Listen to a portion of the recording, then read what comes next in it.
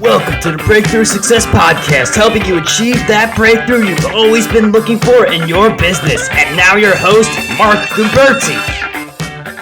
Hello and welcome. I am your host, Mark Guberti, and this is the podcast for marketers and small business owners who are looking for the breakthrough for their businesses. I am very excited about this show. We are going to discuss how to master live video production and promotion with our guest, Kim Garst. Kim is a Forbes top 10 social media influencer who helps entrepreneurs grow their businesses with social media. She's also a live video pro, and on a personal note, Kim's content was an instrumental part of my social media learning curve, and it still is very valuable to me to this day. And now it is my pleasure to welcome Kim to the show.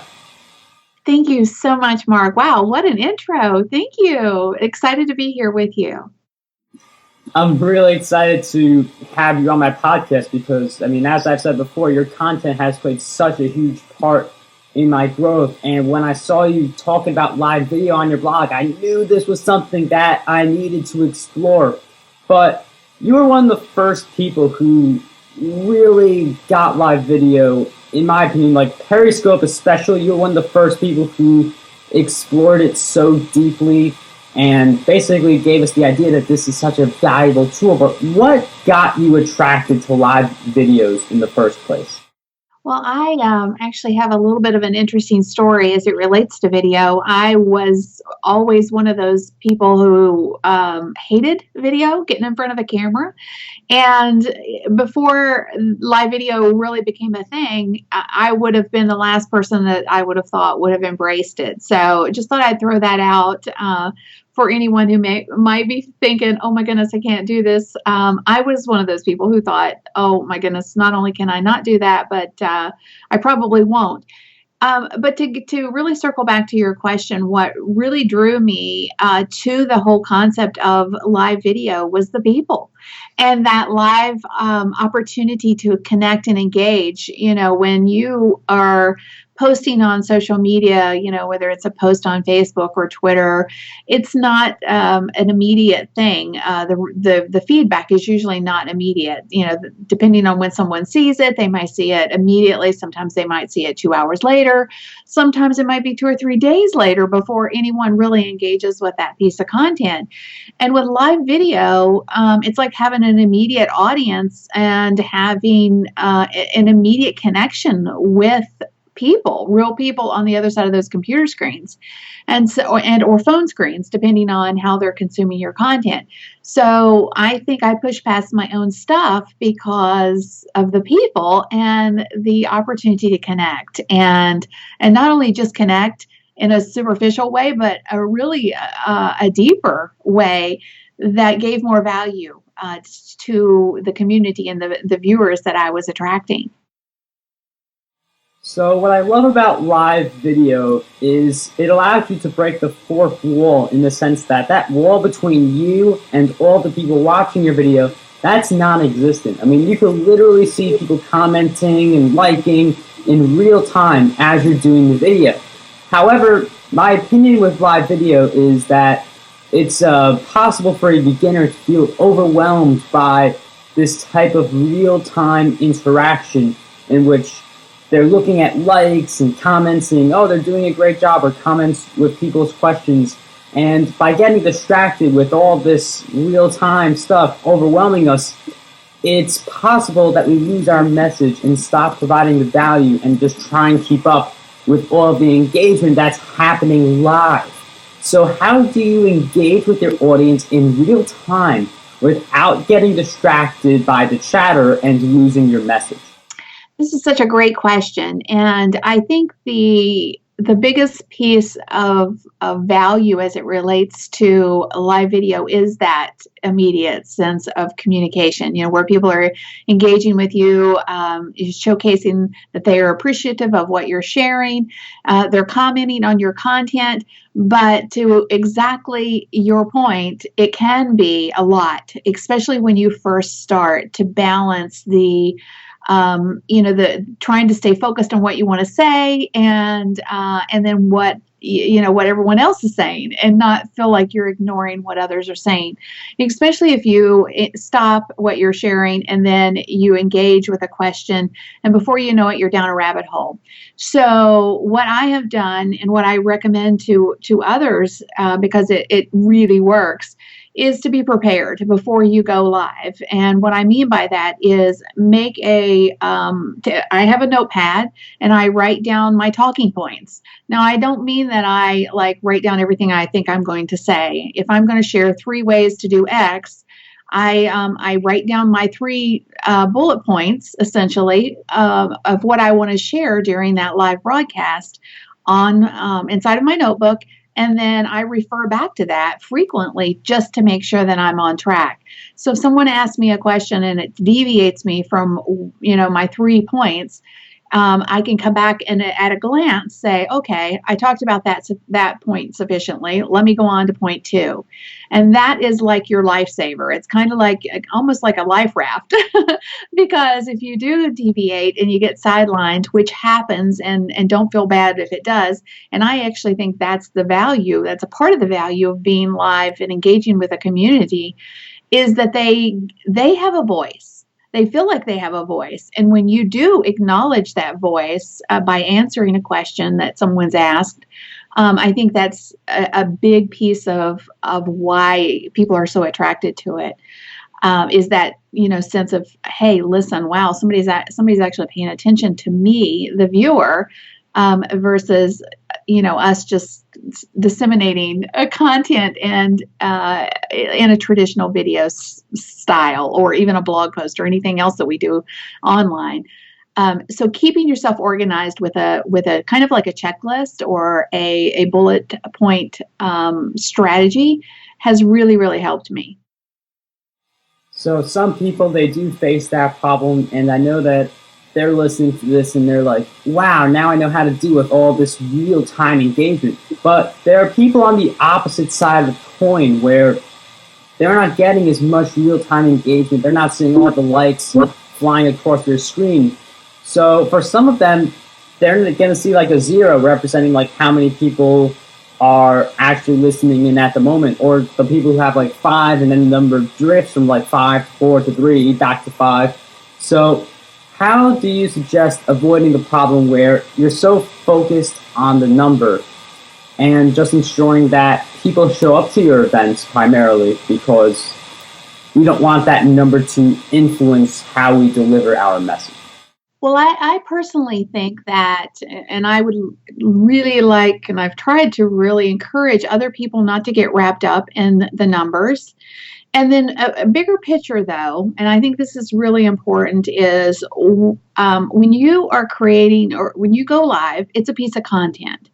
And regardless of what that content is, regardless of whether or not somebody's watching or not, it's a piece of content. So preparing in advance, and one of the things that I share frequently is using your live videos to save you tons of time. So we spend an inordinate amount of time, some more than others, writing blog content, for example. So one of my strategies is to talk my blog content. I'll plan, if I'm going to share 5 ways to, create amazing visual content, then I will write my 5 points. I'll go live. I'll talk my content, essentially share the 5 ways, and then I send that, when I'm through, to rev.com. I have it transcribed, and now I have a blog post. And then I take that same content and I turn it into sometimes anywhere from 50 to 150 pieces of content. So my strategy, and what I really recommend others is to take advantage of the opportunity to save yourself a ton of time. And not only save time with other things that you would normally be out there trying to create content for, whether it's social media or whether it's your blog or whatever, but leveraging that one block of time to create content for all of those spaces. Your message is succinct. It stays consistent across all of your platforms, and you've saved a ton of time in the process. Now, all that said, do you really want to worry about whether or not there's two people watching? No, don't stress over that, because that will build, and that's not really the value proposition on the front side for you. The value proposition on the front side is that you're creating an amazing piece of content that you can repurpose in like 100 ways. So don't worry about, how many people are watching you initially. It's a touch point. It's another way for you to get content out there that it saved you a ton of time. You've created an amazing piece of content, and then your community can grow and evolve over time versus you getting hung up and ultimately stopping because you think nobody's paying attention. Hopefully that made sense. Yeah, that did make sense. And I love how you talk about using the live video where even if you're not getting a lot of visibility, you're turning it into different types of content. And you mentioned how you turn your live videos into blog posts and how that saves you a lot of time. What are you able to do with that extra time that you would not be able to do if this strategy was not available to you? Well, just think about all the time that we spend as entrepreneurs creating content, whether it's writing a blog post or whether it's posting on Facebook or Twitter or a myriad of other things. It's a never ending process. If I can go live on Facebook or Twitter and, spend 20 to 30 minutes of time creating a piece of content that can then be turned into content for my Facebook page, content for my tweets, a blog post, a video that I can share on YouTube. I can create video snippets, etc. So it saves me so much time, content creation time for pretty much every other platform that I'm active on. And that frees up a lot of other time. That frees up time for me to really focus on creating revenue in my business versus creating content that attracts people to my business. So I've basically got both of those avenues covered by one block of time. And it gives me a lot of flexibility. And I would like to encourage anybody that is out there struggling to create content all the time. The live experience is an amazing way to build community, but it's an awesome way to create content quickly. So I've seen you crush it on a variety of live platforms, Periscope, Facebook, Twitter, and Instagram being a few examples.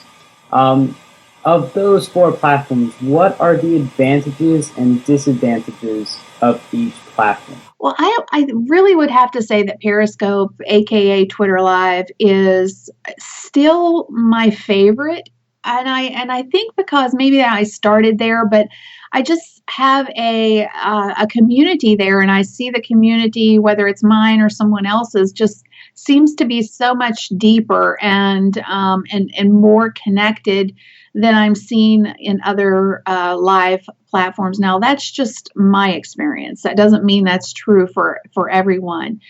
Facebook Live is a tremendous opportunity simply because of the scope of the user base on Facebook. Over 1 billion end users. And growing rapidly.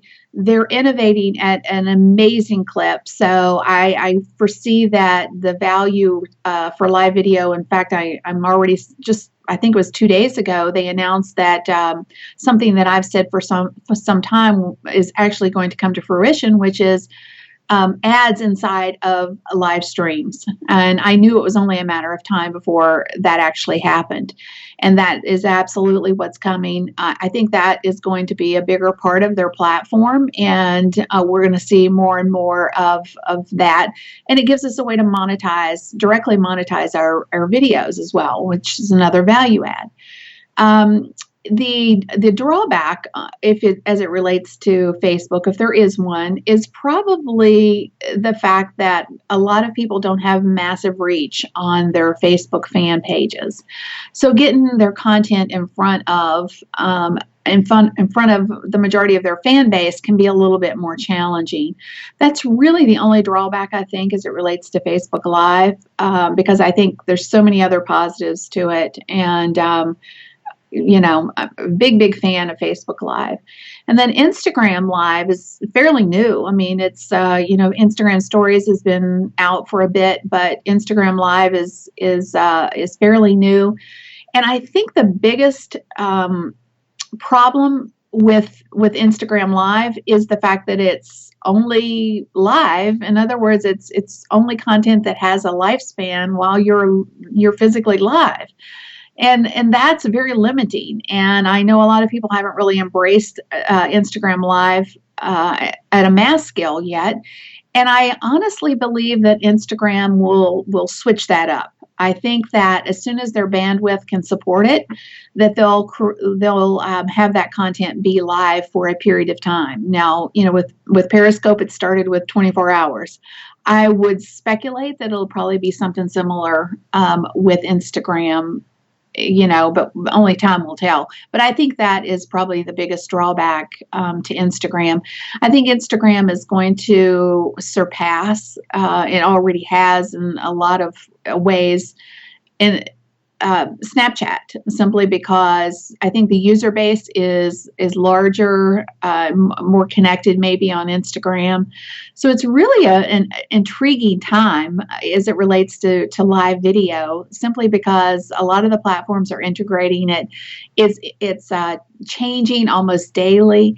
And the way people engage with it is also amazing to me. It's just an incredible time, for us as marketers, and leveraging this tool is pretty. And like I say, it's just an amazing opportunity. This is an amazing opportunity, as you've said, and there are plenty of different options for where you want to take your message live.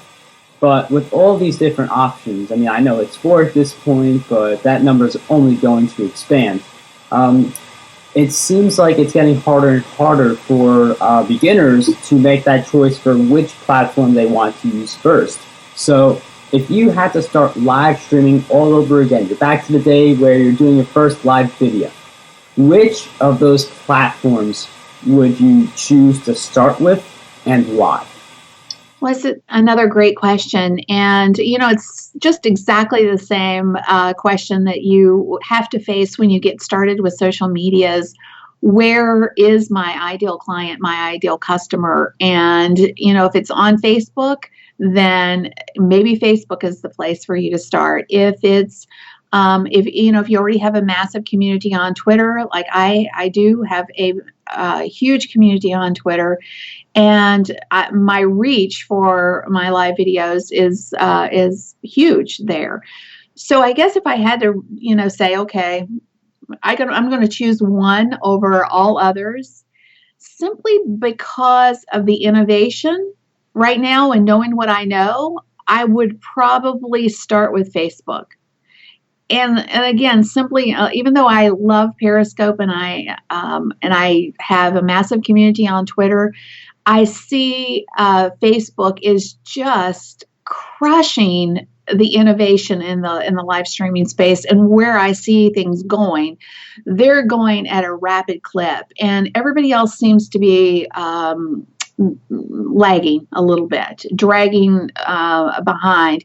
Even though Periscope started this whole, well, it wasn't the first foray, but as a social network, it was the first one to integrate live or have a live video app. And, they've been on the scene for a couple of years, yet their innovation has been pretty minimal, honestly. So I think, to answer your question, I think I would pick Facebook if your ideal client, your ideal customer is on Facebook.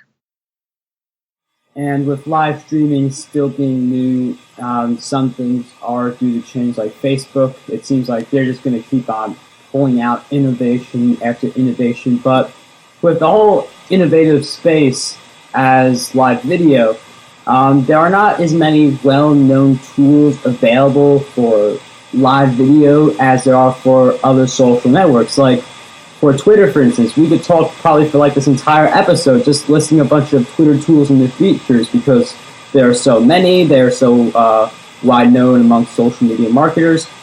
So with live video, where the tools are not as well known, what tools would you recommend to a creator so that creator can take live video to the next level? Well, the beautiful part about live video, live video technically is not new. It's been around a long time. What's new about live video and how it's entered the social space is the fact that we can now stream live from the palm of our hand, or AKA our smartphone, which gives us an immense opportunity to not only, sit down in front of our phone, but to share our experiences and, connect with people on a person-to-person level. And I think that's, a huge piece of it. Is not just, hey, let me share a bunch of info with you that might give you some value. It's again, that personal connection.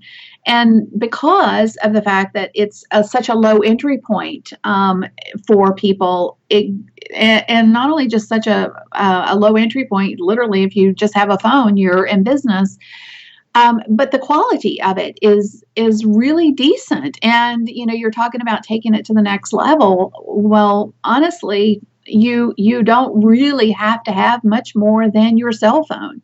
Now, if you want to step it up, to take it to the next level, bump it up a little bit, I think sound quality is huge. So I highly recommend, if you're using your cell phone, to invest in a lav mic, which, is very inexpensive. And I think there's lav mics anywhere from like, $20 to $30 to, 60, 70.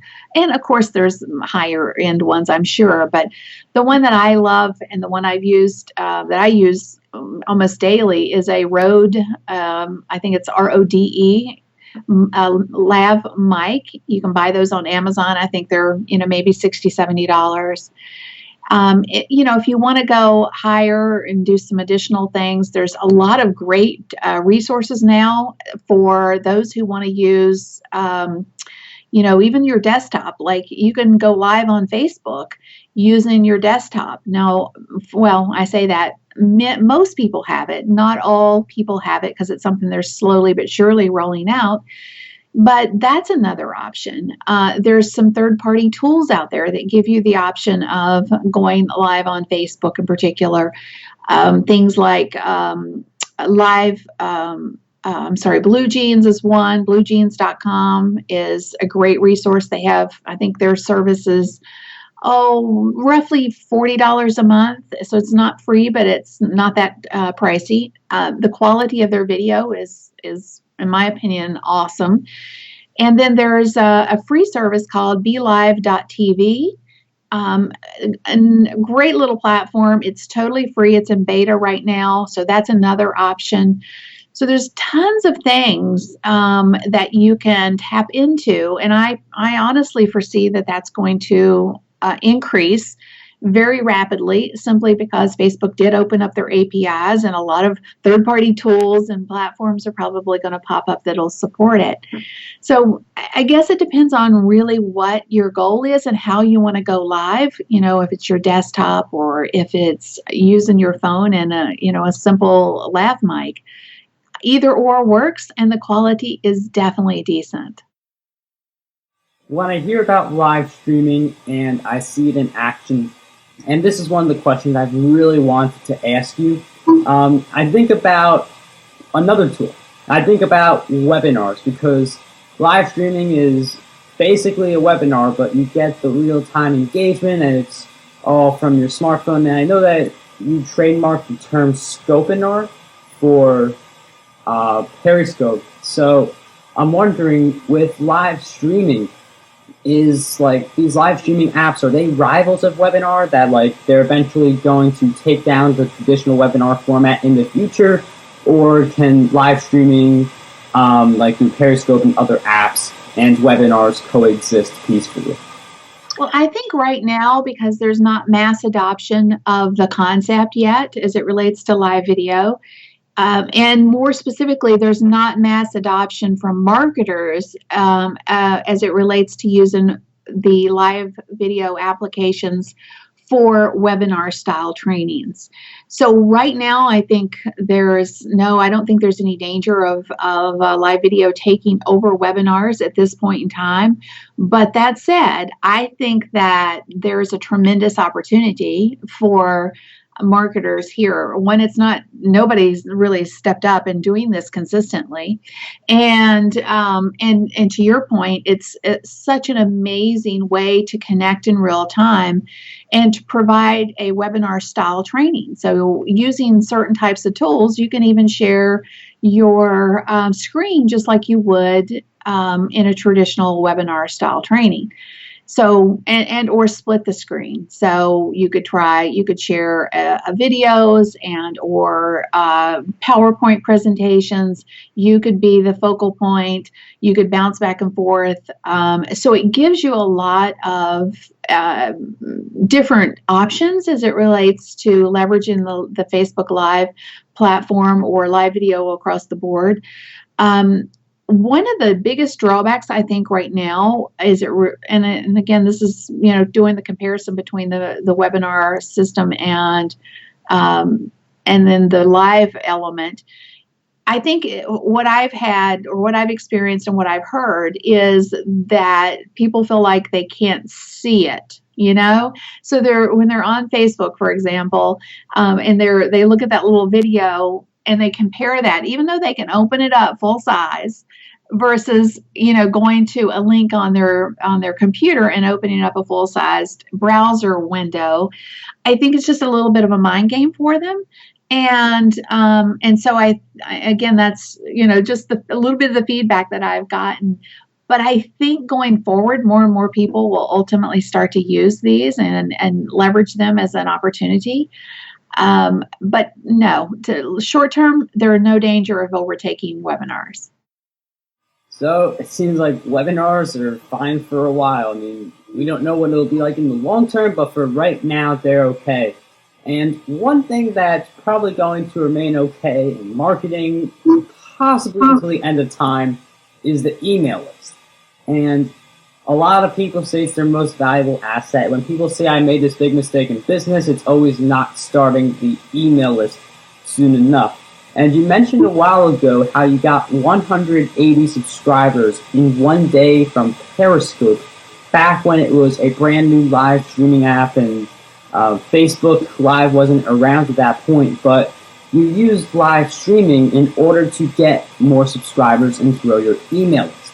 So how did you use those live streams, and how do you continue to use them to grow your email list? Well, this is a strategy that I use on most of my live streams, not all, but a lot of them, where I will create something that supports the content that I'm sharing. So perhaps it's a checklist or a worksheet, or in some cases it's just the talking points, where it gives a little bit of guidance for people who might have checked in to the content, or checked into the live stream late, or maybe they missed pieces and parts of it, and they want to know, what the 5 tips are, or whatever I ultimately have shared during that live video.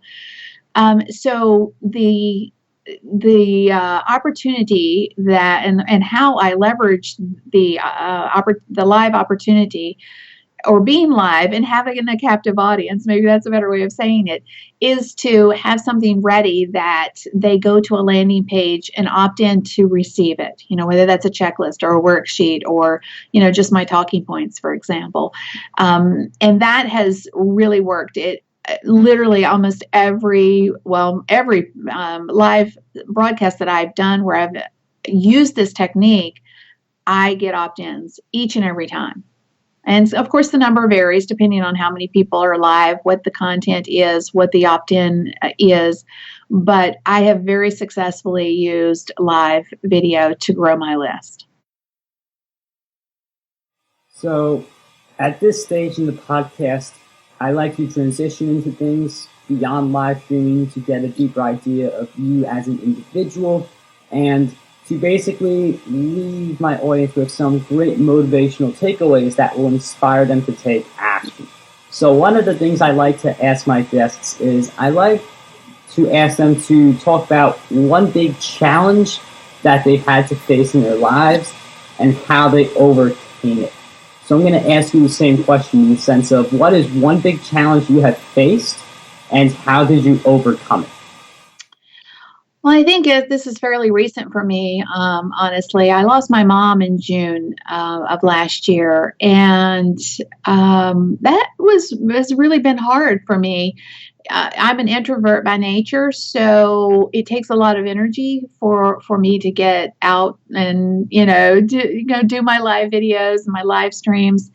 And I just felt like I really lost that. I was really struggling to keep my focus and put myself out there. And it's been a struggle. And it's one of those things that I have just each and every day pushed myself to get beyond that, because I know, it's so funny because as an entrepreneur and somebody who gives other people advice on growing their business and there, I'm sure that there's other people who have said exactly the same thing. Sometimes we don't take our own advice. And so every time I start to get to a place where, okay, I just want to crawl up in my shell and, wallow in my self-pity, I have a conversation with myself. I'm like, okay, now if I was to give myself some advice, or if somebody was in my position, what would I say to them? So that is real. I mean, I've been doing a lot of serious self-talk to myself, giving myself my own advice, and pushing myself to get beyond this. So it's been a bit of a struggle, but I'm getting there, and much of it has been just listen, get over it already. I mean, that sounds harsh, and because of the nature of what it was. But I also heard something at an event about a month ago that really helped me to get myself back into the right zone. And basically the message was this, and maybe some others can really could use this message. The message was that if you are hoarding your awesome sauce for whatever the reason, then you're wrong. And I know that I can help other people, and yet I have been, hiding behind my own stuff lately and not putting myself out there. So that was a message I needed, and I would speculate that there's probably a lot of others that might need that message too. That is a really good message, and I know that people are struggling with this issue that you speak of. So for those people, you mentioned the self-talking, and did you find it easier for yourself to do that when you said, like, you viewed yourself as the person you needed to self-talk to, or did you view it as you speaking to, like, one of your clients or a friend who had a business and was on a slow point? I really stepped back from it from a personal standpoint and just looked at it like, if somebody came to me and said, I've got this issue, what would I say to them? And so that's been the approach that I've taken, and showing some tough love to myself, essentially, even to the point of saying it out loud, because I think that has been a big part of the process for me, is working my way back through all of this and literally just getting myself back out there. Because it's easy to, and my mom would never want that. She would never, ever have wanted me to, to leverage or use this as an excuse, essentially, So I'm like, okay, I got to pick myself up, dust myself off, and put myself back out there.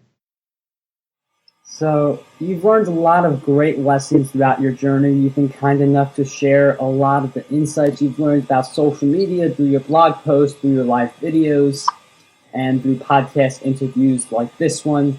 You've been sharing a lot of great knowledge with us, and I know you've learned a lot of great lessons. What is the best lesson that you have learned on your journey?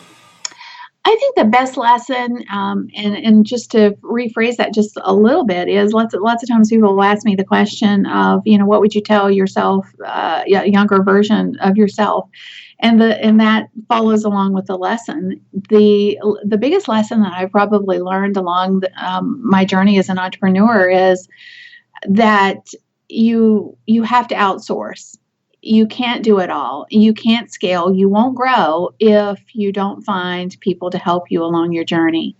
And I think that's probably the biggest lesson that I've learned. And I see a lot of others struggling with this. When do you outsource? What do you outsource? Again, it's that kind of almost like a lack mentality. I suffered from it in the sense that, oh goodness, what if I don't have enough money, or, I'm making a little bit of money, but, I got to pay the bills. But you'll just constantly be chasing the next thing if you don't find good people to help you, if you don't build out a team or resources or whatever it looks like, whatever, you're really struggling with. And I tell people this all the time: focus on your strengths and outsource your weaknesses. That is a really great lesson, and I cannot be any stronger of an advocate for outsourcing than I already am. I mean, like, anyone in business, I'll be like, you need to outsource. I mean, it is so valuable to delegate some of your tasks to other people so that you can focus more on your priorities. And I would like to segue into one of the final questions I have. This is based on my inner bookworm, reaching the surface. So I'm wondering, what are 3 great books that you can think of right now that you would all love to read and would all have a lot of great insights? Well, one of my all-time favorite books is a book called The Slight Edge by Jeff Olson.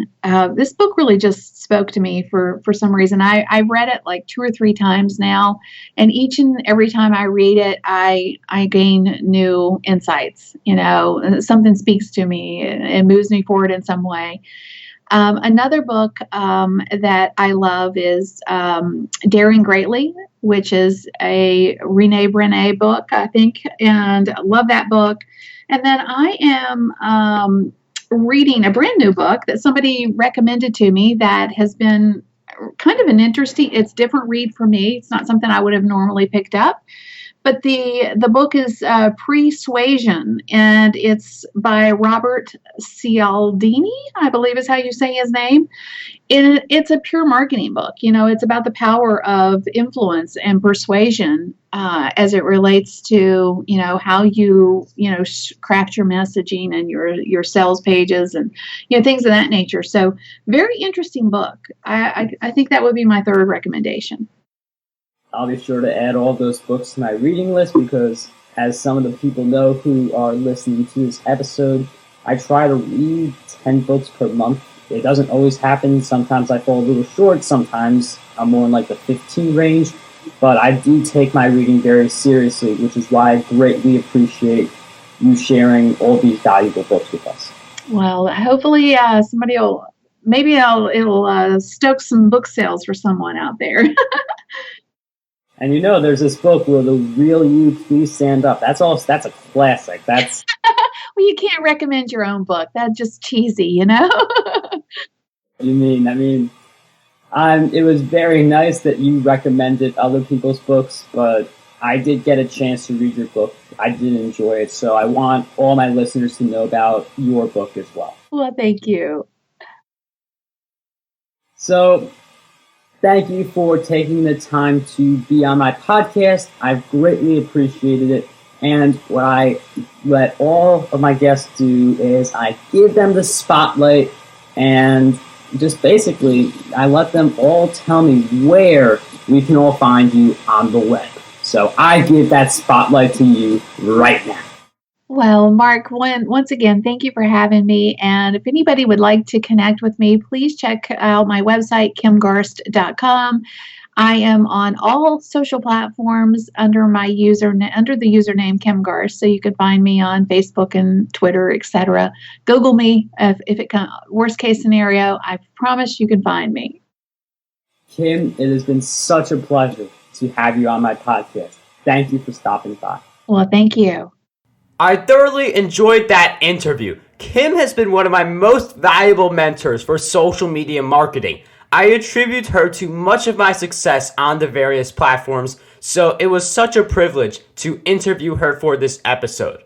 Live streaming from apps on your smartphone is such an exciting opportunity for connecting with your audience. It's really like hosting your own TV show and then growing an army of loyal fans as you go. But with anything else in life, you will get better at doing these live streams with practice, and it is definitely something worth practicing. If you forgot to take notes, then don't worry. We've got you covered with the show notes. Visit markgilberti.com/E34 for those. You can ask your questions over there, which I'll be more than happy to answer. To never miss an episode, don't forget to subscribe to the podcast on whatever player you are using. If you are a regular listener and haven't done so already, I would greatly appreciate it if you could give this podcast a review or a rating. Two ways you could do this are through markgilberti.com/iTunes or markgilberti.com/Stitcher. That ends this episode. Don't forget, dream big, achieve greatness, and unlock your potential today. How does over 100 retweets per day sound to you? My free ebook, 27 Ways to Get More Retweets on Twitter, has you covered. I use the methods within this ebook to get over 10,000 retweets every single quarter. To learn more and get access to this free resource, visit markgilberti.com/retweet. This podcast is a production done by Mark Gilberti. For more insights, head on over to markgilberti.com.